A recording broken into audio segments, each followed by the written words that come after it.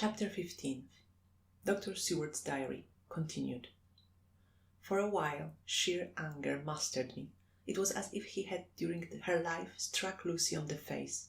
I smote the table hard and rose up as I said to him, "Dr. Van Helsing, are you mad?" He raised his head and looked at me, and somehow the tenderness of his face calmed me at once. "Would I were," he said. "Madness were easy to bear compared with truth like this. Oh, my friend, why, think you, did I go so far round? Why take so long to tell you so simple a thing? Was it because I hate you and have hated you all my life? Was it because I wished to give you pain? Was it that I wanted, now, so late, revenge for that time when you saved my life and from a fearful death? Ah, no." "Forgive me," said I. He went on, "My friend, it was because I wished to be gentle in the breaking to you, for I know you have loved that so sweet lady. But even yet I do not expect you to believe. It is so hard to accept at once any abstract truth that we may doubt such to be possible when we have always believed the no of it. It is more hard still to accept so sad a concrete truth, and of such a one as Miss Lucy. Tonight I go to prove it. Dare you come with me?" This staggered me. A man does not like to prove such a truth. Byron accepted from the category jealousy, and prove the very truth he most abhorred. He saw my hesitation and spoke. "The logic is simple, no madman's logic this time, jumping from tussock to tussock in a misty bog. If it be not true, then proof will be relief. At worst it will not harm. If it be true, oh, there is the dread. Yet very dread should help my cause, for in it is some need of belief. Come, I tell you what I propose.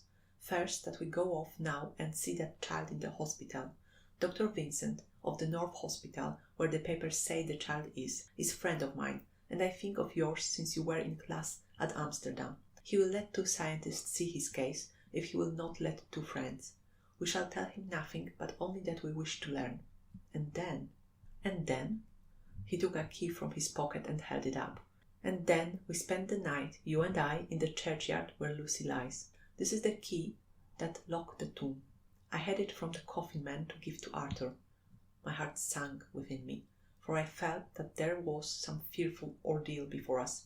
I could do nothing, however, so I plucked up what heart I could and said that we had better hasten, as the afternoon was passing. We found the child awake. It had had a sleep and taken some food, and altogether was going on well. Dr. Vincent took the bandage from its throat and showed us the punctures. There was no mistaking the similarity to those which had been on Lucy's throat. They were smaller, and the edges looked fresher, that was all. We asked Vincent to what he attributed them, and he replied that it must have been a bite of some animal, perhaps a rat, but for his own part he was inclined to think that it was one of the bats which are so numerous on the northern heights of London.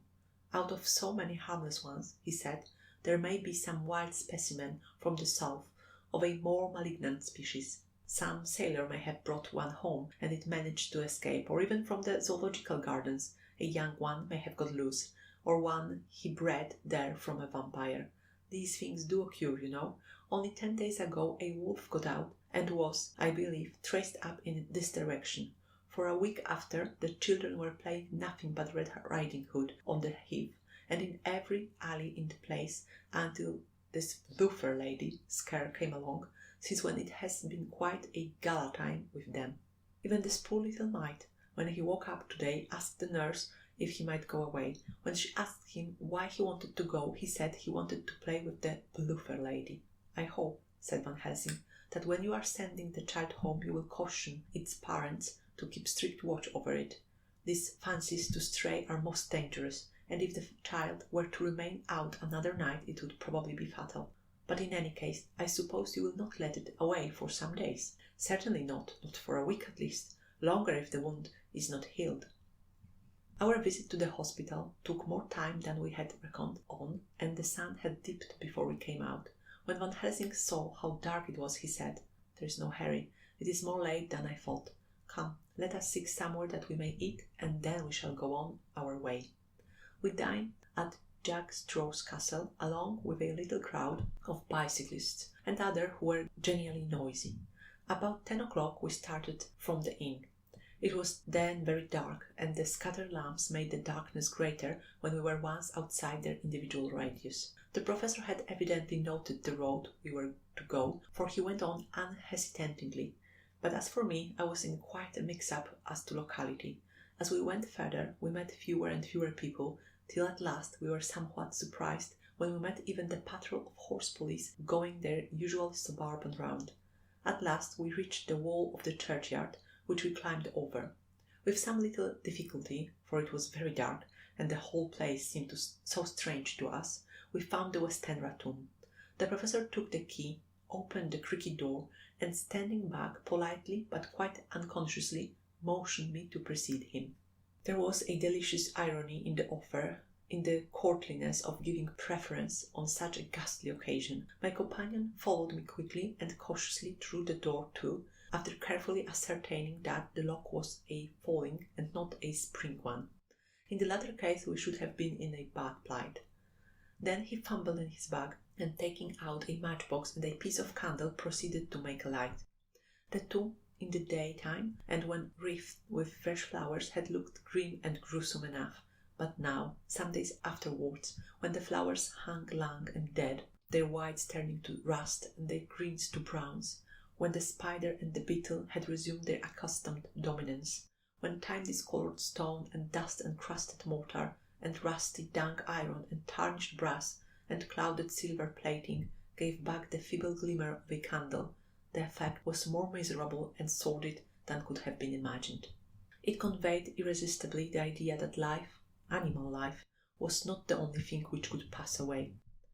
Van Helsing went about his work systematically, holding his candle so that he could read the coffin plates, and so holding it that the sperm dropped in white patches which congealed as they touched the metal. He made assurance of Lucy's coffin, another search in his big bag, and he took out a turn-screw.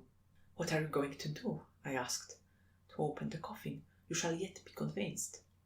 Straightway he began taking out the screws, and finally lifted off the lid, showing the casing of lead beneath. The sight was almost too much for me. It seemed to be as much an affront to the dead as it would have been to have stripped off her clothing in her sleep whilst living.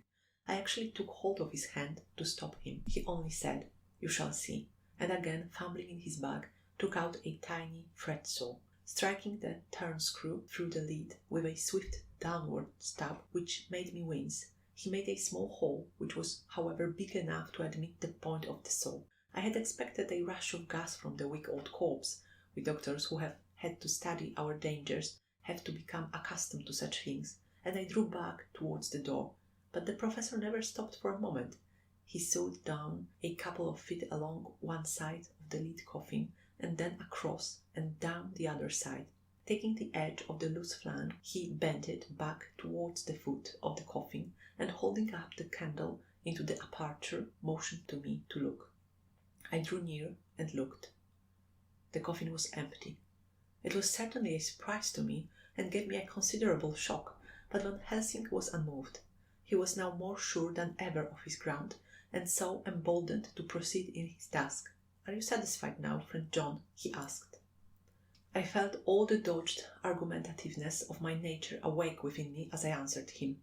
"I am satisfied that Lucy's body is not in that coffin, but that only proves one thing." "And what is that, friend John?" "That it is not there."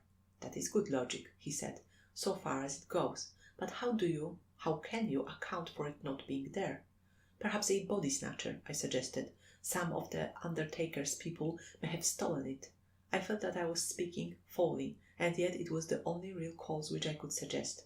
The professor sighed. "Well," he said, "we must have more proof. Come with me." He put on the coffin lid again, gathered up all his things and placed them in the bag, blew out the light and placed the candle also in the bag.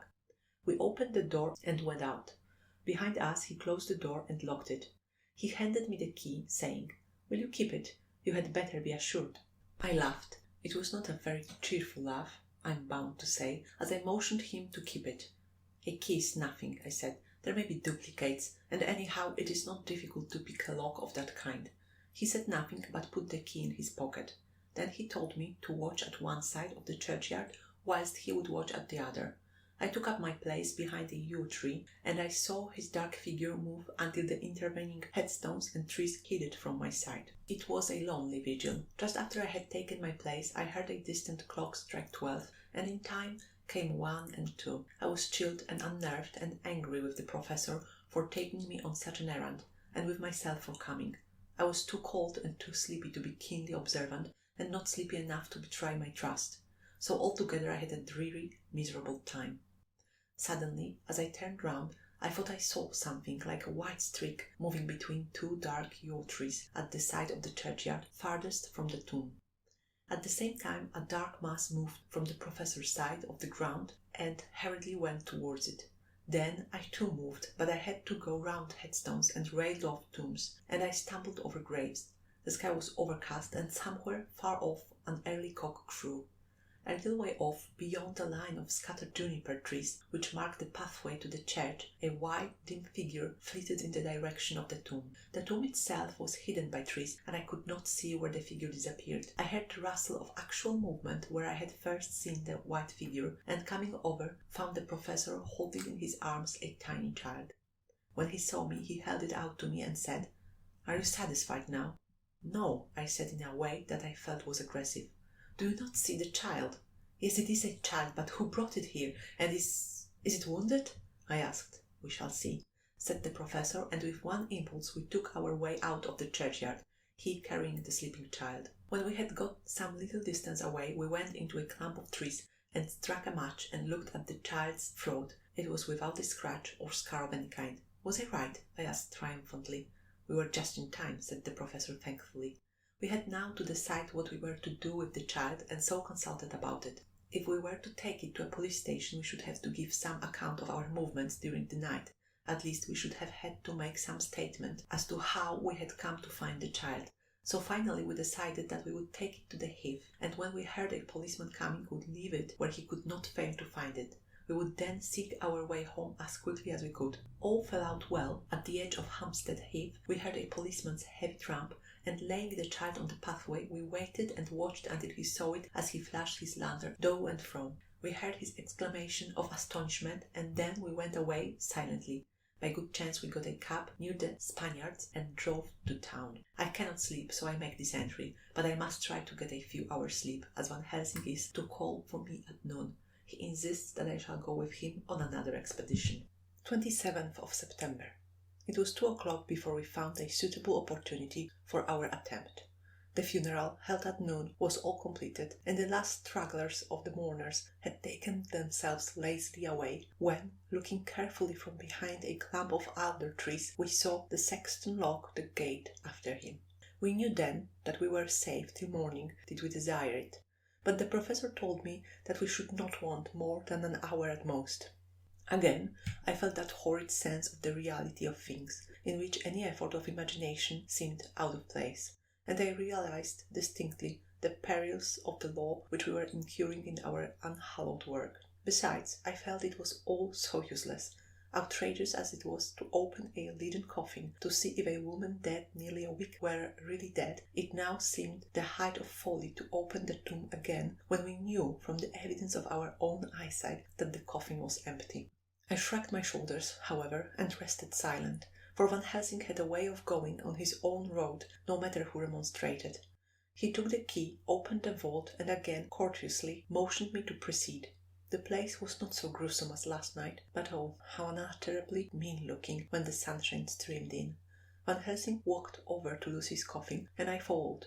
He bent over and again forced back the leaden flank, and then a shock of surprise and dismay shot through me. There lay Lucy, seemingly just as we had seen her the night before her funeral. She was, if possible, more radiantly beautiful than ever, and I could not believe that she was dead. The lips were red, nay, redder than before, and on the cheeks was a delicate bloom. "Is this a juggle?" I said to him. "Are you convinced now?" said the professor in response, and as he spoke he put over his hand, and in a way that made me shudder, pulled back the dead lips and showed the white teeth. "See," he went on, "see, they are even sharper than before. With this, and he touched one of the cunning teeth and that below it, the little children can be bitten. Are you of belief now, friend John?" Once more, argumentative hostility woke within me. I could not accept such an overwhelming idea as he suggested, so with an attempt to argue, of which I was even at the moment ashamed, I said, "She may have been placed here since last night." "Indeed, that is so, and by whom?" "I do not know. Someone has done it. And yet she has been dead 1 week. Most people in that time would not look so." I had no answer for this, so was silent. Van Helsing did not seem to notice my silence. At any rate, he showed neither chagrin nor triumph. He was looking intently at the face of the dead woman, raising the eyelids and looking at the eyes, and once more opening the lips and examining the teeth. Then he turned to me and said, "Here, there is one thing which is different from all recorded. Here is some dual life that is not as the common. She was bitten by the vampire when she was in a trance, sleepwalking." Oh, you start. You do not know that, friend John, but you shall know all later. And in trance could he best come to take more blood. In trance she died, and in trance she is undead too.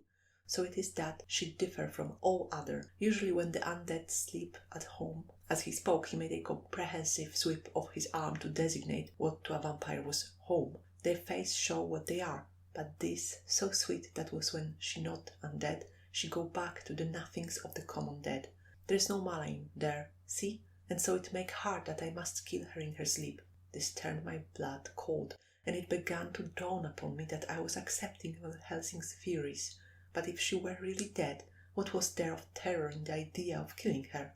He looked up at me, and evidently saw the change in my face, for he said almost joyously, "Oh, you believe now?" I answered, "Do not press me too hard all at once. I am willing to accept. How will you do this bloody work?" "I shall cut off her head and fill her mouth with garlic, and I shall drive a stake through her body." It made me shudder to think of so mutilating the body of the woman whom I had loved, and yet the thing was not so strong as I had expected. I was in fact beginning to shudder at the presence of this being, this undead, as Van Helsing called it, and to loathe it. Is it possible that love is all subjective, or all objective? I waited a considerable time for Van Helsing to begin, but he stood as if wrapped in thought. Presently he closed the catch of his bag with a snap and said, "I have been thinking and have made up my mind as to what is best. If I did simply follow my inclining, I would do now, at this moment, what is to be done. But there are other things to follow, and things that are 1,000 times more difficult, in that them we do not know. This is simple. She hath yet no life taken, though that is of time, and to act now would be to take danger from her for ever. But then we may have to want Arthur, and how shall we tell him of this? If you, who saw the wounds on Lucy's throat and saw the wounds so similar on the child's at the hospital, if you, who saw the coffin empty last night and full today with a woman who had not changed only to be more rose and more beautiful in a whole week after she died, if you know of this and know of the white figure last night that brought the child to the churchyard, and yet of your own senses you did not believe, how then can I expect Arthur, who know none of those things, to believe? He doubted me when I took him from her kiss when she was dying. I know he has forgiven me because in some mistaken idea I have done things that prevent him say goodbye as he ought, and he may think that in some more mistaken idea this woman was buried alive, and that in most mistake of all we have killed her. He will then argue back that it is we, mistaken ones, that have killed her by our ideas, and so he will be much unhappy always. Yet he never can be sure, and that is the worst of all. And he will sometimes think that she he loved was buried alive, and that will paint his dreams with horrors of what she must have suffered. And again, he will think that we may be right, and that is, his so beloved was, after all, an undead. No, I told him once, and since then I learned much. Now, since I know it is all true, 100,000 times more do I know that he must pass through the bitter waters to reach the sweet. He, poor fellow, must have 1 hour that will make the very face of heaven grow black to him. Then we can act for good all round and send him peace. My mind is made up. Let us go. You return home for tonight to your asylum, and see that all be well. As for me, I shall spend the night here in this churchyard in my own way. Tomorrow night you will come to me to the Berkeley Hotel at 10 of the clock. I shall send for Arthur to come too, and also that so fine young man of America that gave his blood. Later we shall all have work to do. I come with you so far as Piccadilly, and there dine, for I must be back here before the sun set. So we locked the tomb, and came away, and got over the wall of the churchyard, which was not much of a task, and drove back to Piccadilly. Note left by Van Helsing in his portmanteau, Berkeley Hotel, directed to John Seward, M.D., not delivered. 27th of September. Friend John, I write this in case anything should happen. I go alone to watch in that churchyard. It pleases me that the undead Miss Lucy shall not live tonight, that so on morrow night she may be more eager. Therefore I shall fix some things she like not, garlic and a crucifix, and so seal up the door of the tomb. She is young as undead, and will heed. Moreover, these are only to prevent her coming out. They may not prevail on her wanting to get in. For then the undead is desperate, and must find the line of least resistance, whatsoever it may be. I shall be at hand all the night from sunset till after the sunrise, and if there be aught that may be learned, I shall learn it. For Miss Lucy, or from her, I have no fear, but that other to whom is there that she is undead, we have now the power to seek her tomb and find shelter. He is cunning, as I know from Mr. Jonathan, and from the way that all along he have fooled us when he played with us for Miss Lucy's life, and we lost. And in many ways the undead are strong. He have always the strength in his hand of 20 men, even with 4 who gave our strength to Miss Lucy. It also is all to him. Besides, he can summon his wolf, and I know not what. So if it be that he come tighter on this night, he shall find me, but none other shall, until it be too late. But it may be that he will not attempt the place. There is no reason why he should. His hunting ground is more full of game than the churchyard where the undead women sleep, and the one old man watch. Therefore I write this in case. Take the papers that are with these, the diaries of Harker and the rest, and read them, and then find this great undead, and cut off his head, and burn his heart, or drive a stake through it, so that the world may rest from him. If it be so, farewell. Van Helsing. 28th of September. It is wonderful what a good night's sleep will do for one.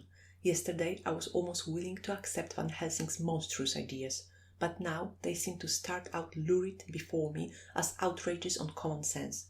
I have no doubt that he believes it all. I wonder if his mind can have become in any way unhinged. Surely there must be some rational explanation of all these mysterious things. Is it possible that the professor can have done it himself? He is so abnormally clever that if he went off his head, he would carry out his intent with regard to some fixed idea in a wonderful way. I am loath to think it, and indeed it would be almost as great a marvel as the other to find that Van Helsing was mad. But anyhow, I shall watch him carefully. I may get some light on the mystery. 29th of September. Morning. Last night, at a little before 10 o'clock, Arthur and Quincy came into Van Helsing's room. He told us all that he wanted us to do, but especially addressing himself to Arthur, as if all our wills were centered in his. He began by saying that he hoped we would all come with him too, for, he said, there is a grave duty to be done there. You are doubtless surprised at my letter. This query was directly addressed to Lord Godalming. I was. It rather upset me for a bit. There has been so much trouble around my house of late that I could do without any more. I have been curious, too, as to what you mean. Quincy and I talked it over, but the more we talked, the more puzzled we got. Till now I can say for myself that I'm about up a tree as to any meaning about anything. Me too, said Quincy Morris laconically. Oh, said the professor, then you are nearer the beginning, both of you, than friend John here, who has to go a long way back before he can even get so far as to begin. It was evident that he recognized my return to my old doubting frame of mind without my saying a word. Then, turning to the other two, he said with intense gravity, I want your permission to do what I think good this night. It is, I know, much to ask, and when you know what it is I propose to do you will know, and only then how much. Therefore, may I ask that you promise me in the dark, so that afterwards, though you may be angry with me for a time, I must not disguise from myself the possibility that such may be. You shall not blame yourselves for anything. That's frank anyhow, broke in Quincy. I will answer for the professor. I don't quite see his drift, but I swear he's honest, and that's good enough for me. I thank you, sir, said Van Helsing proudly. I have done myself the honour of counting you one trusting friend, and such endorsement is dear to me. He held out a hand, which Quincy took. Then Arthur spoke out. Dr. Van Helsing, I don't quite like to buy a pig in a poke, as they say in Scotland, and if it be anything in which my honour as a gentleman or my faith as a Christian is concerned, I cannot make such a promise. If you can assure me that what you intend does not violate either of these two, then I give my consent at once, though for the life of me I cannot understand what you are driving at. I accept your limitation, said Van Helsing, and all I ask of you is that if you feel it necessary to condemn any act of mine, you will first consider it well and be satisfied that it does not violate your reservations. Agreed, said Arthur. That is only fair. And now that the pourparlers are over, may I ask what it is we are to do? I want you to come with me and to come in secret to the churchyard at Kingstead. Arthur's face fell as he said in an amazed sort of way, "Where poor Lucy is buried?" The professor bowed. Arthur went on, "And went there to enter the tomb." Arthur stood up. "Professor, are you in earnest, or it is some monstrous joke?" "Pardon me, I see that you are in earnest." He sat down again, but I could see that he sat firmly and proudly as one who is on his dignity. There was silence until he asked again, "And when in the tomb to open the coffin?" "This is too much," he said angrily, raising again. "I am willing to be patient in all things that are reasonable, but in this desecration of the grave of one who—" He fairly choked with indignation. The professor looked pityingly at him. "If I could spare you one pang, my poor friend," he said, "God knows I would. But this night our feet must tread in the thorny paths, or later and forever the feet you love must walk in paths of flame." Arthur looked up with set white face and said, "Take care, sir, take care." "Would it not be well to hear what I have to say?" said Van Helsing, "and then you will at least know the limit of my purpose. Shall I go on?" "That's fair enough," broke in Morris. After a pause, Van Helsing went on, evidently with an effort. "Miss Lucy is dead, is it not so?" "Yes." "Then there can be no wrong to her. But if she be not dead—" Arthur jumped to his feet. "Good God!" he cried. "What do you mean? Has there been any mistake? Has she been buried alive?" He groaned in anguish that not even hope could soften. "I did not say she was alive, my child. I did not think it. I go no further than to say that she might be undead." "Undead? Not alive? What do you mean? Is this all a nightmare, or what is it?" "There are mysteries which men can only guess at, which age by age they may solve only in part. Believe me, we are now on the verge of one, but I have not done. May I cut off the head of dead Miss Lucy?" "Heavens and earth, no!" cried Arthur in a storm of passion. "Not for the wide world will I consent to any mutilation of her dead body. Dr. Van Helsing, you try me too far. What have I done to you that you should torture me so? What did that poor sweet girl do that you should want to cast such dishonour on her grave? Are you mad that speak such things, or am I mad to listen to them? Don't dare to think more of such a desecration. I shall not give my consent to anything you do. I have a duty to do in protecting her grave from outrage, and by God I shall do it." Van Helsing rose up from where he had all the time been seated and said, gravely and sternly, "My Lord Godalming, I too have a duty to do, a duty to others, a duty to you, a duty to the dead, and, by God, I shall do it. All I ask you now is that you come with me, that you look and listen, and if when later I make the same request, you do not be more eager for its fulfilment even than I am, then I shall do my duty, whatever it may seem to me. And then, to follow of your lordship's wishes, I shall hold myself at your disposal to render an account to you when and where you will." His voice broke a little, and he went on with a voice full of pity. "But I beseech you, do not go forth in anger with me, in a long life of acts which were often not pleasant to do, and which sometimes did wring my heart. I have never had so heavy a task as now. Believe me that if the time comes for you to change your mind towards me, one look from you will wipe away all this so sad hour, for I would do what a man can to save you from sorrow. Just think, for why should I give myself so much of labour and so much of sorrow? I have come here from my own land to do what I can of good, at the first to please my friend John, and then to help a sweet young lady whom, too, I came to love. For her, I am ashamed to say so much, but I say it in kindness, I gave what you gave.